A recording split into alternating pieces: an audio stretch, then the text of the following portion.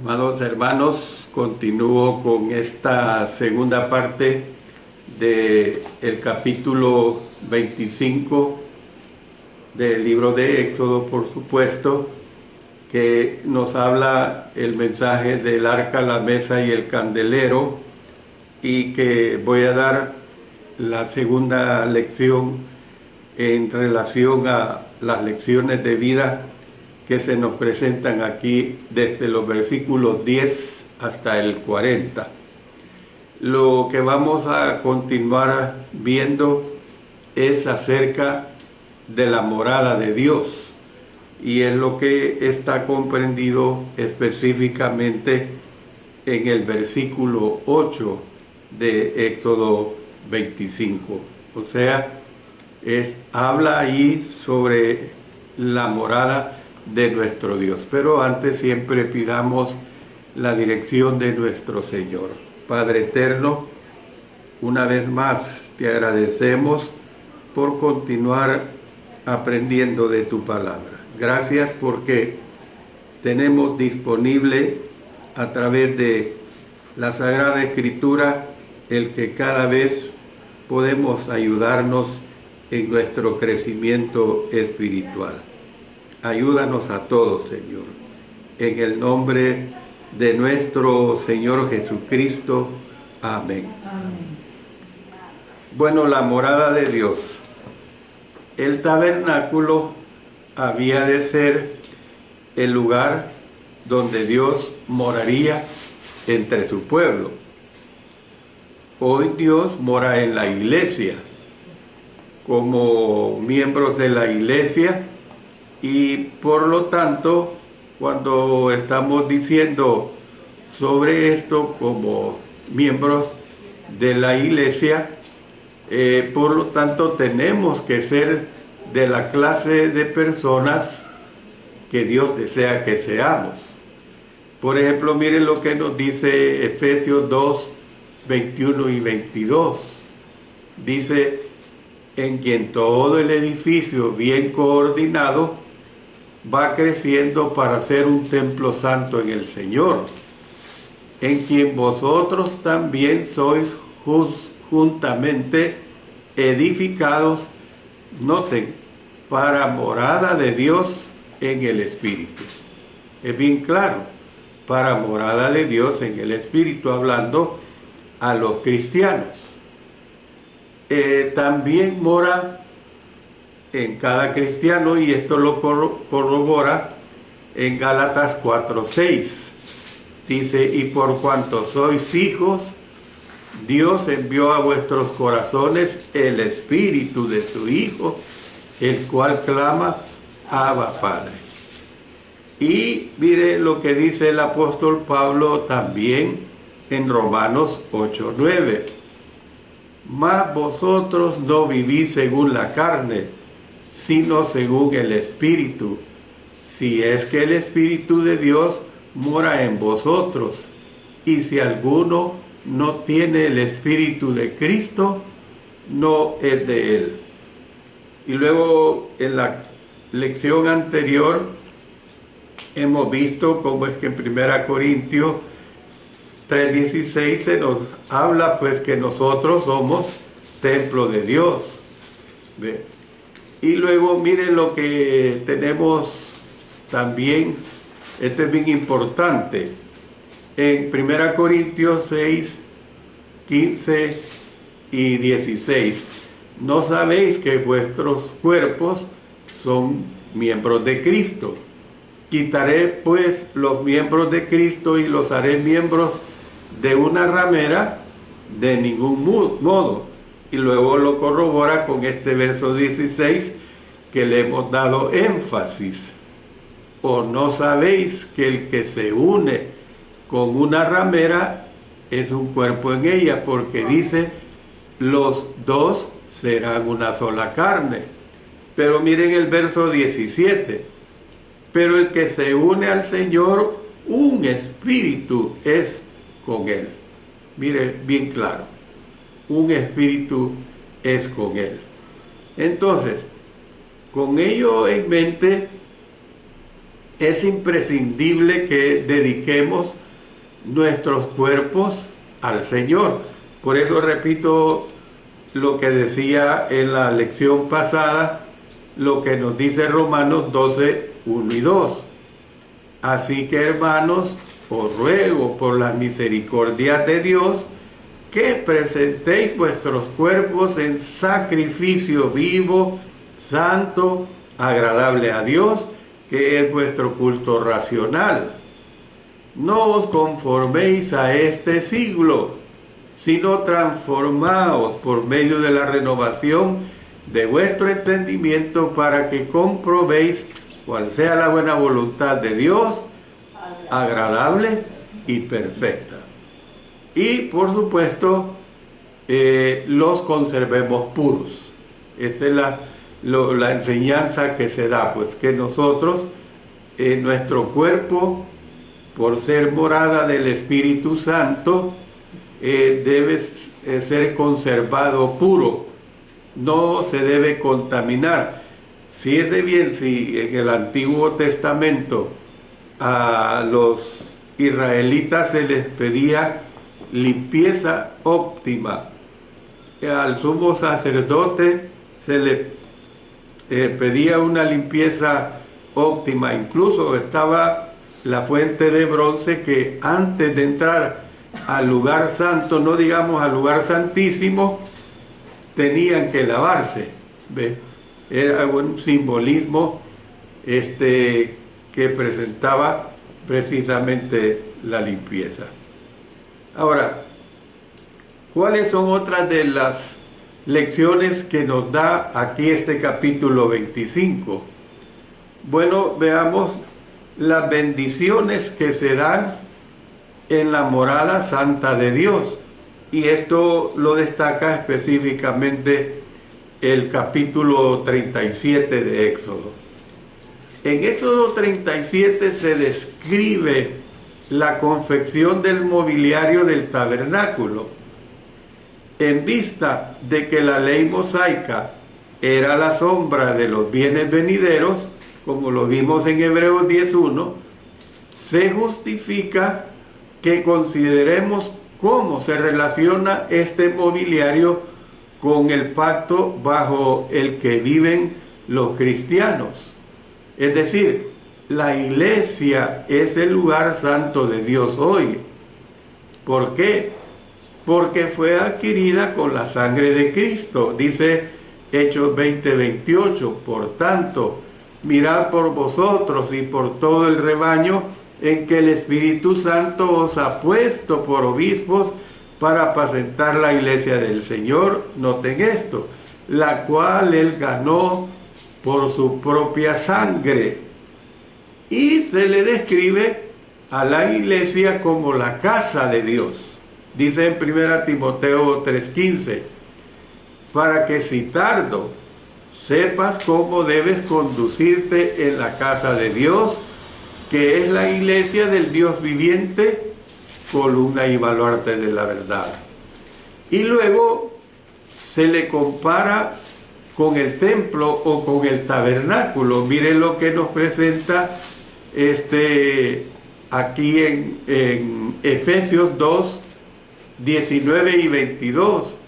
Así que ya no sois extranjeros ni advenedizos, sino conciudadanos de los santos y miembros de la familia de Dios, edificados sobre el fundamento de los apóstoles y profetas, siendo la principal piedra del ángulo Jesucristo mismo, en quien todo el edificio, bien coordinado, fíjense bien, el edificio se refiere a los componentes del edificio, no lo material, sino nosotros los cristianos.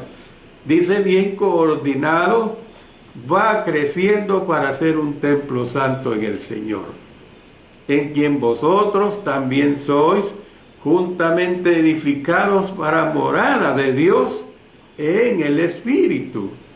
Entonces, la pregunta es, ¿podemos hoy encontrar en la iglesia lo que se podía encontrar en el lugar santo de Dios en aquel entonces?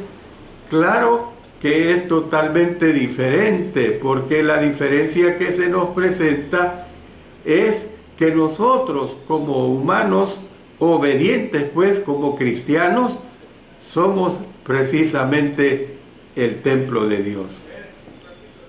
La otra situación que tenemos que ver es que nosotros tenemos acceso a la misericordia de Dios. Esto es una gran bendición. Nosotros tenemos acceso a la misericordia de Dios. En Éxodo 37, versículos 1 al 9, habla de la confección del arca del pacto y luego procede a describir la confección del propiciatorio y los querubines. Estos eran el mobiliario del lugar santísimo donde Dios moraba. El arca servía como el depósito de las tablas del pacto. Entre los querubines y sobre el propiciatorio, encima del arca, el sumo sacerdote pues rociaba anualmente, fíjense bien, anualmente la sangre para expiar los pecados del pueblo. En ese lugar Dios se encontraba con el pueblo, y esto ha quedado bien claro en las 2 o 3 lecciones anteriores que hemos estado analizando acerca del tabernáculo. El lugar santísimo es como el cielo, lo que hemos dicho antes, el lugar donde mora Dios, pues. Era un cubo y al cielo se le describe como un cubo en Apocalipsis 21. Yo no voy a leer todo este capítulo, pero si usted lo desea, lea todo el capítulo 21 y ahí se describe al cielo como un cubo. O sea, cuando hablamos de un cubo, son medidas simétricas, son medidas exactas, que todos los lados tienen la misma medida. Entonces, de la manera pues que nadie podía entrar al lugar santísimo si no era pasado por el lugar santo. O sea, el único que tenía acceso al lugar santísimo era el sumo sacerdote, y una vez al año. Pero antes él tenía que pasar por el lugar santo. Usted tiene que entender lugar santísimo, las palabras que terminan en ísimo, es el superlativo. O sea, el superlativo es lo que habla de lo máximo. Por ejemplo, usted, le voy a dar ejemplos. La palabra, usted puede decir, este pan es bueno, pero yo puedo decir, de acuerdo a lo que he saboreado, este pan es buenísimo. ¿Ve? Es realmente que me ha encantado. ¿Ve? Una obra teatral, usted puede decir es buena la obra teatral, pero yo puedo decir esta obra teatral ha sido buenísima. O sea, que ha sido lo máximo. Los actores han echado lo último para presentarla. Entonces, eso es lo que nosotros tenemos que ver, la diferencia de lo que es el lugar santo con el lugar santísimo. Era la morada de Dios, y por eso solamente el sumo sacerdote, que estaba en condiciones limpias, podía entrar a ese lugar santísimo una vez al año nada más. Una vez al año, para expiar los pecados del pueblo, imagínense.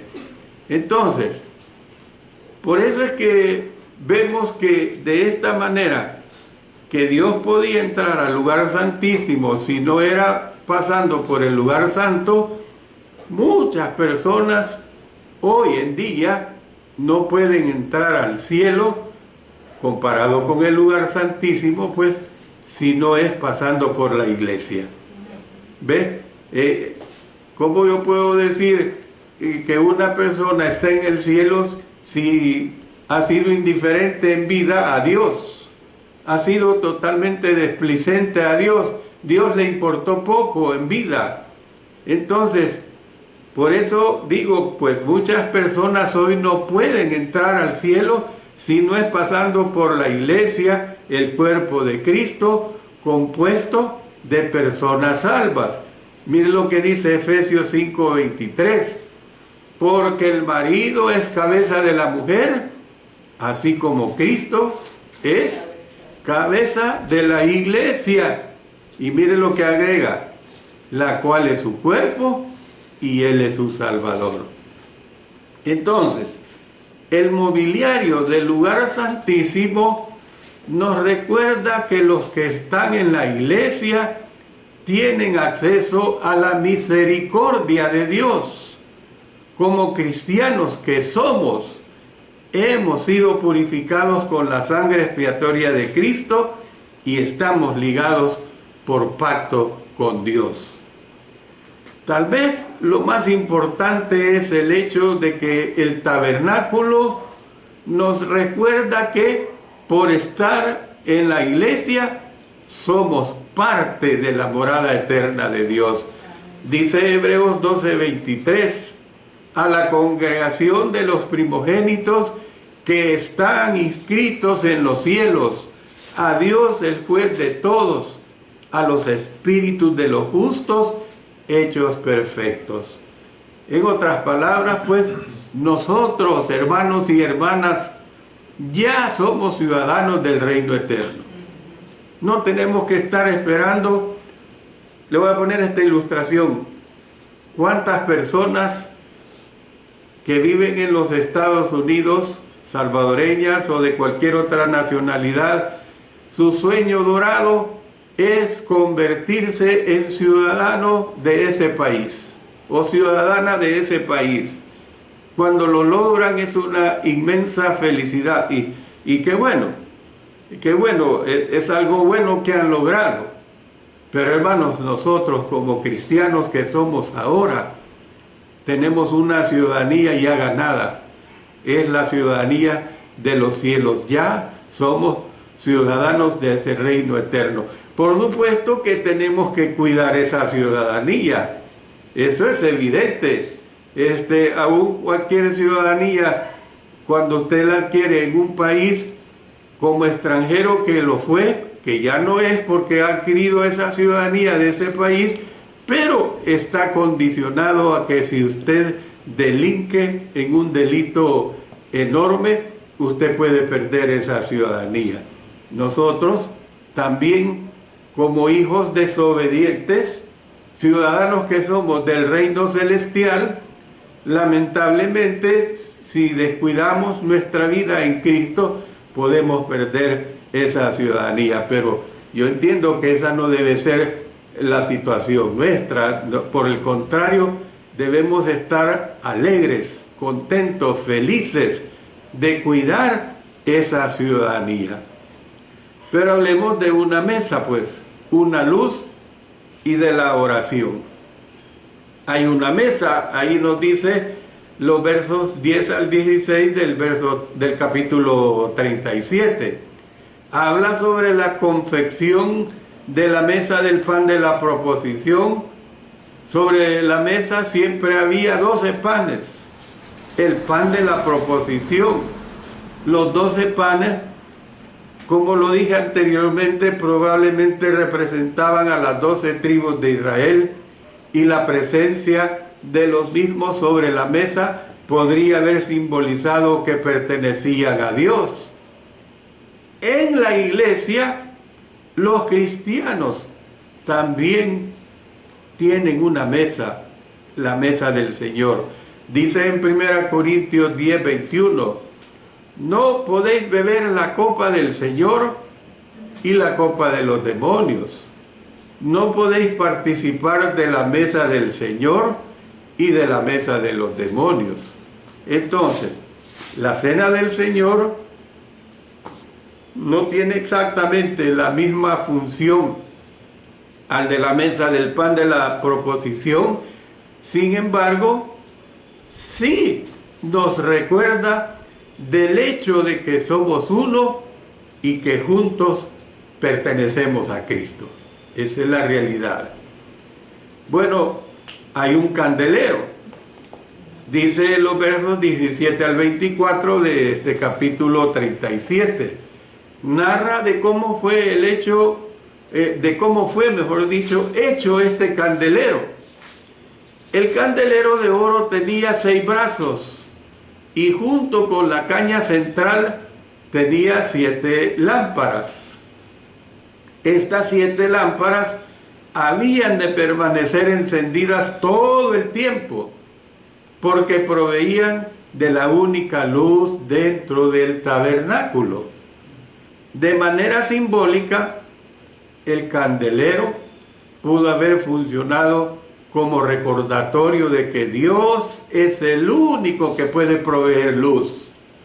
La luz que provenía de lo alto que Israel necesitaba para continuar existiendo. En la iglesia, hermanos y hermanas, de manera similar, los cristianos tienen una luz proveniente de Dios, de lo alto. Esa luz es Cristo. A Cristo se le llama luz del mundo. Ahí lo describe en Juan 8:12. Entonces, la palabra de Dios da luz a la iglesia. Miren lo que dice el Salmo 119, 105. Lámpara es a mis pies tu palabra y lumbrera a mi camino.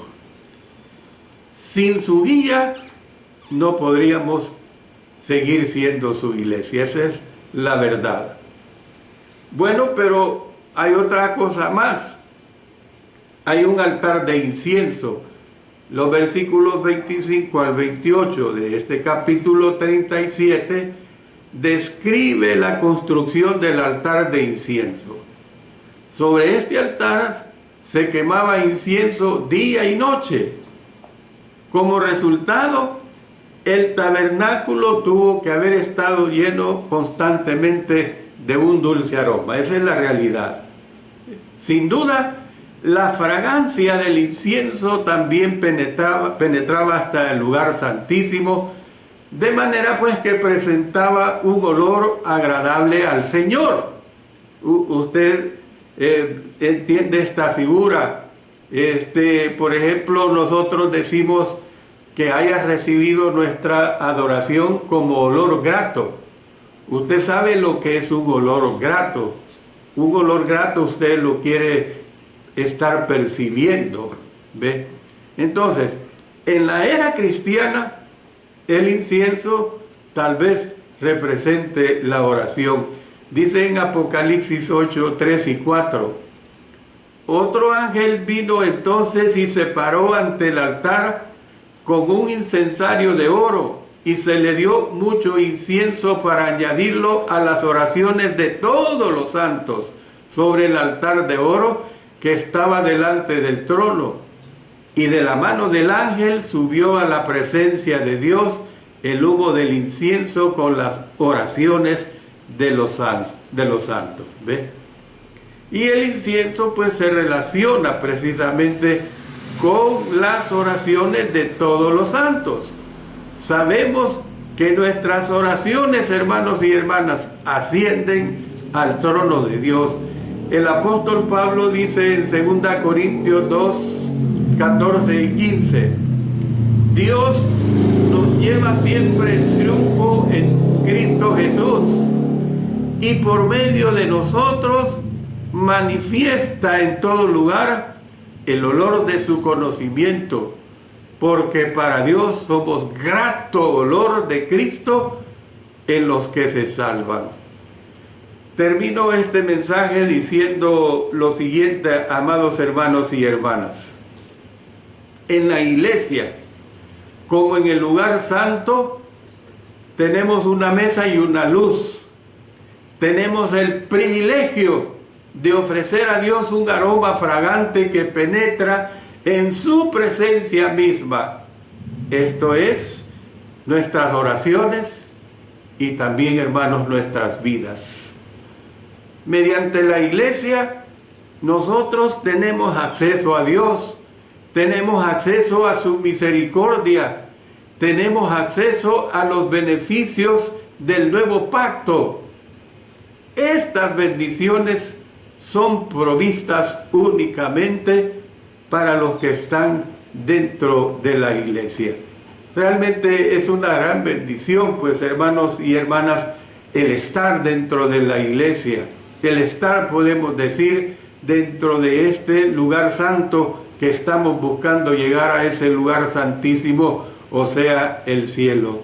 Yo le pregunto, ¿está usted en la iglesia? ¿Está usted en el cuerpo de Cristo? Si usted es un cristiano, una cristiana, usted tiene la respuesta. Si usted no lo es, usted sabe que no lo está. Y si no lo está, el Señor le dice, el que creyere y fuere bautizado será salvo, mas el que no creyere será condenado. El Señor le dice, arrepentíos y bautícese cada uno de vosotros, mandamiento singular, no pluralizado, y bautícese cada uno de vosotros en el nombre de nuestro Señor Jesucristo. ¿Para qué? Para perdón de los pecados. ¿Cuáles? Algunos pecados no, todos sus pecados que ha llevado en su vida, y recibiréis el don del Espíritu Santo. Ese es el mensaje, pues, que tenemos dichosamente de este bello capítulo que nos presenta palabra de Dios, capítulo 25 de Éxodo. Gracias a ustedes, hermanos, por poner atención al mensaje de Dios. Yo les prometí y les dije que les voy a dejar una tarea para el siguiente mensaje. Lo voy a estar haciendo en todo lo que falta del libro de Éxodo. Por favor, anótenlo, y mi esposa y mi hija también van a anotar estas citas que les pido que ustedes las lean en el transcurso de toda la semana. Por favor, lean todo el capítulo 26 de Éxodo. Es importante que esté leyendo todo este capítulo para que usted lo pueda entender básicamente. También lea, ya le digo otra cita más, lea el capítulo 37, si no me equivoco. Sí, no, el capítulo 36 de Éxodo. Le pido que lea específicamente los versículos 8 y 38. El capítulo 26, todo el capítulo lo puede leer. De ahí, como le digo, todo el capítulo 36, del 8 al 38. Usted me va a entender mejor porque les dejo esta tarea para presentar el mensaje que vendrá con la ayuda de Dios el próximo día del Señor. Oremos. Padre Celestial, gracias te damos porque tú nos permites el haber escudriñado tu palabra. Esa palabra tan hermosa que nos enseña pues lo que es la gran bendición de estar dentro de este lugar santo, la iglesia. Gracias por ello, Señor. Lo hacemos en el gran nombre de nuestro Señor Jesucristo. Amén. Amén.